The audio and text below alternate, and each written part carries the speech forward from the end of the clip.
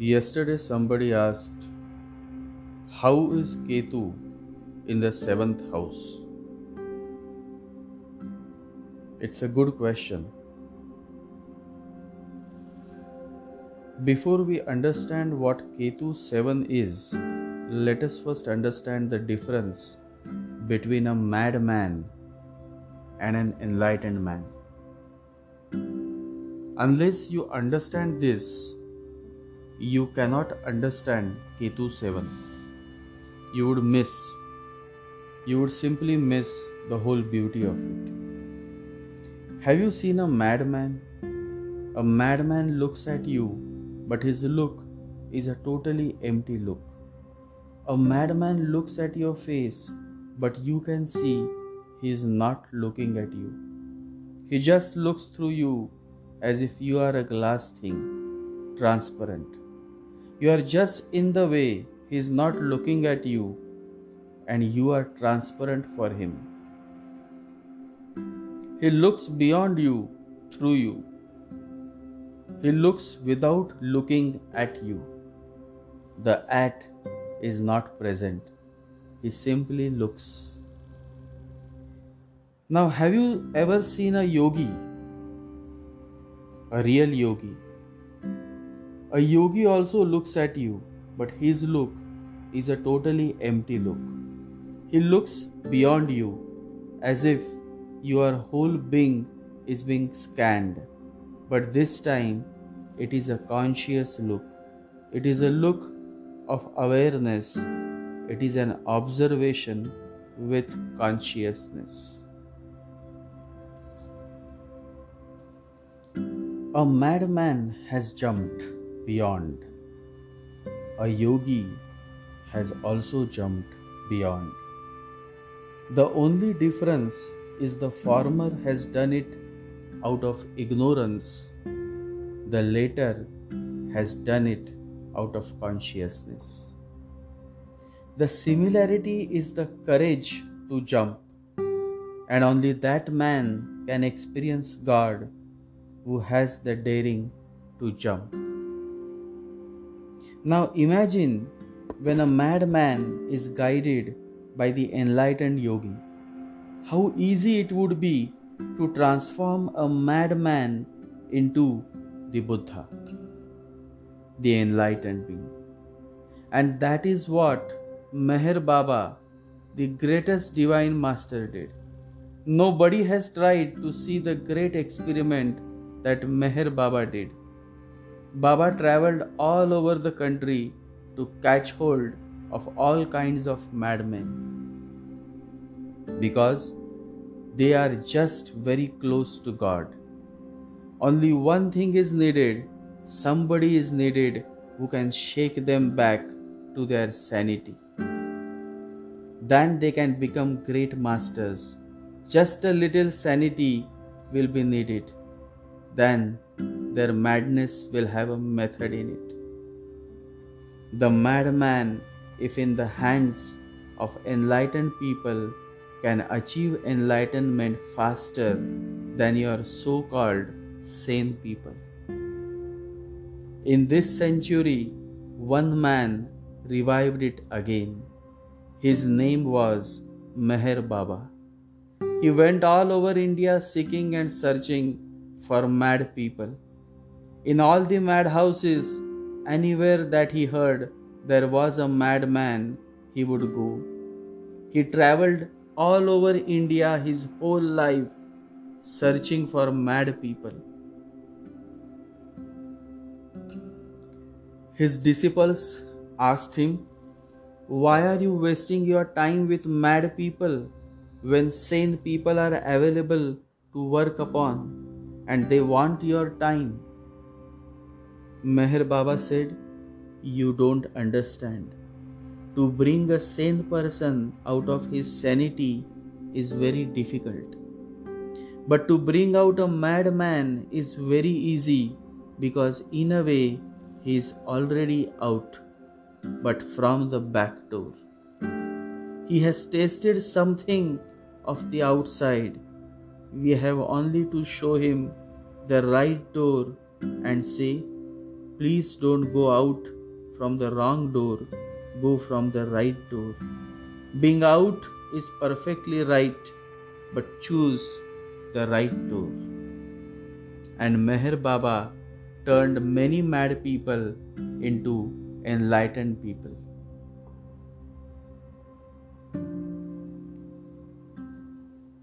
It is a strange world. Here, really great things are never rewarded. Nobody has bothered about Meher Baba. Nobody thought of giving a Nobel Prize to Meher Baba, who really did a miraculous job, and he was the only man after centuries. Great people never expect any rewards, but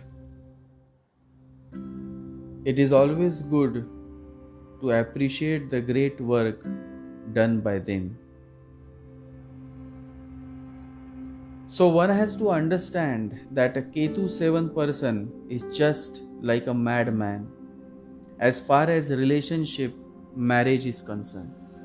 Just a change from ignorance to consciousness, and you see the same madman transforming into a great enlightened being that the world had ever known.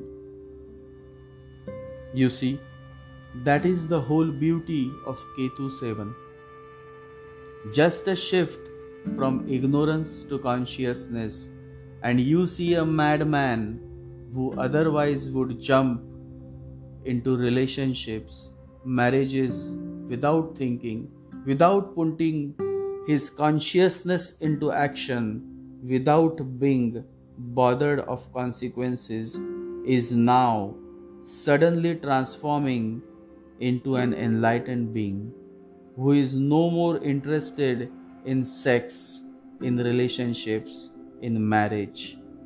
He has been there, he has done that, he has had so much of sexual relationships in the past life that as soon as someone as divine as Meher Baba comes to his life, he is quick to drop everything and just start following him, the Master, experiencing a total transformation inside out.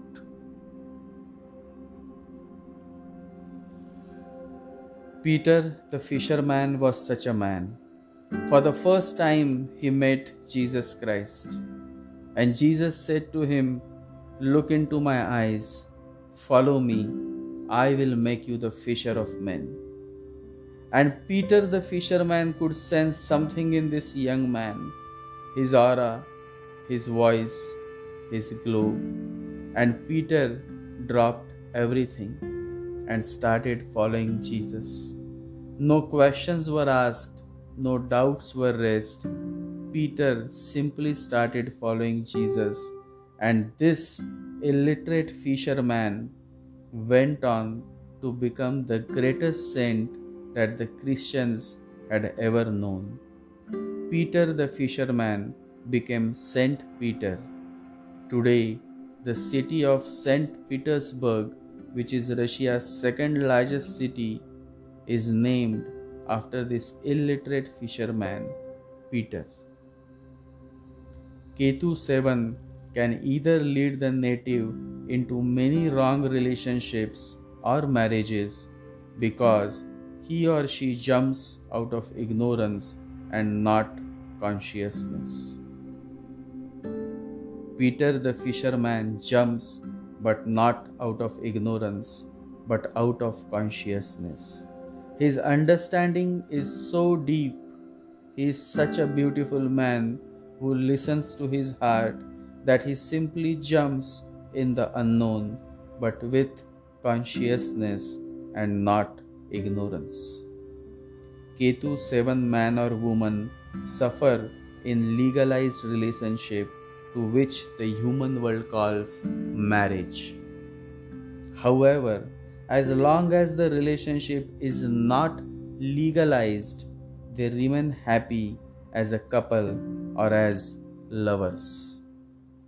KETU 7 is submissive to their partner, simply because they are not much bothered of the intentions of the other person, namely husband or lover. So, if other aspects are not good, then such a person also becomes a victim in relationships or marriages. In contrast, a highly evolved soul simply drops the idea of marriage or even sexual relationships and heads towards the beyond. He simply accepts monkhood not by chance but by choice. And so you see many sadhus, sannyasis, or even great yogis with Ketu 7 position, provided other aspects also support their monkhood. One has to see, one has to examine whether the chart is inclined towards extrovert mind, that is Rahu, or introvert mind, that is Ketu. If the inclination is more towards Rahu, then Ketu 7 leads the individual to many miseries, and that is obvious. Whenever you follow Rahu and Ketu, make sure that your life becomes more miserable. Whenever you follow Rahu, Ketu makes sure that your life becomes more miserable. In fact, the native does become miserable. So it depends on whether you are Rahuish or Ketuish. Sexual satisfaction is not derived in totality through Ketu 7, because Ketu at the very high moment of sexual union gives up, and so the partner of Ketu 7 often is denied the sexual pleasure. Erection lasts for short time, and so sex often becomes a fairy tale that is only imagined but never practiced in reality. If it is a woman, then interest in sex is less, and so the husband is often denied sexual satisfaction. And so many times separation or extramarital affairs happen. So Ketu 7 creates many marriage problems for souls who are not much evolved. A Ketu 7 should never marry a Rahu 7. The honeymoon simply flops. Rahu wants more sex and Ketu is not interested in having more sex. So the combination of Rahu 7 and Ketu 7 is disastrous unless other aspects rush to help. However, Ketu 7 is not the only deciding factor, since the sublord or the lordship of Ketu 7 also are the most influencing energies. D9 chart and moreover the Chalita chart is also a great significance, because before you come to final conclusion you have to see all the placements and all the charts. The only positive sign for Ketu 7 is when Ketu is in Pisces. Here Ketu feels relaxed, safe and secure.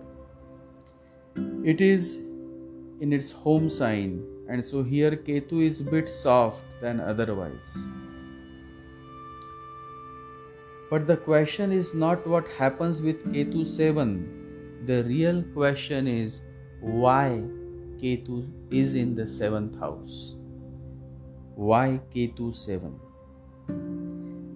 Understand the fact that existence wants Ketu 7 individual to pay back for the many sexual relationships he or she had in the past life. Now the existence is simply denying sexual happiness to the native. It is simply stating that you had enough in the past. Now pay attention to yourself. Focus on your self growth. But ignorant men don't get it. And so they continue to stand in the queue of that window where the tickets have exhausted. There is no ticket left, and yet these ignorant beings stand in the queue even though the window is closed. They keep standing, expecting that someday the window will open and they would get the ticket to a happy, satisfying sexual union or marriage. The conscious man simply is never found at the window stand. He is perfectly aware he is no more interested for any ticket. He is on his way to the greatest ticket of the universe, the ticket of meditation. The man who desires is an escapist. Now, it is a very strange thing that a man who meditates is thought to be an escapist. That is utter nonsense. Only the man who meditates is not an escapist, everybody else is. Meditation means getting out of desire, getting out of thoughts, getting out of your mind. Meditation means relaxing in the moment, in the present.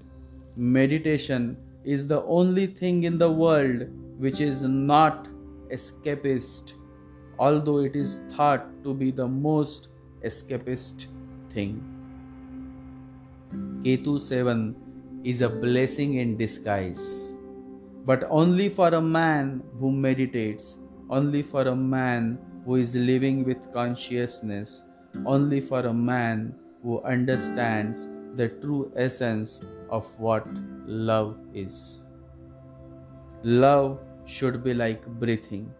It should be just a quality in you, wherever you are, with whomsoever you are, or even if you are alone, love goes on overflowing from you. It is not a question of being in love with someone, it is a question of being loved. Then KETU 7 brings a totally new dimension to your life. Then KETU 7 is no more a problem but a source that leads you to many wonderful spiritual experiences. Then KETU 7 is no more a weakness but the greatest strength that the man of this world had ever known. Only an evolved soul with KETU 7 can truly understand the essence of love, and that makes this placement a placement of celebration, celebration of the divine, of the unseen, of the beyond. KETU is a let go, and meditation is also a let go. And KETU 7 finds it easy to let go all those relationships or marriages and simply surrender to the existence. And it is only when you are able to live in total surrender to the existence, to God, that a beautiful life awaits you. The key is to let go. Don't try to force anything. Let life be a deep let go. God opens millions of flowers every day without forcing their buds. When you let go, you create space for something better. Learn to let go. For KETU 7, the answer to all your miseries related to marriage, relationships, past relationship grudges is in just 2 words: let go. Meditate.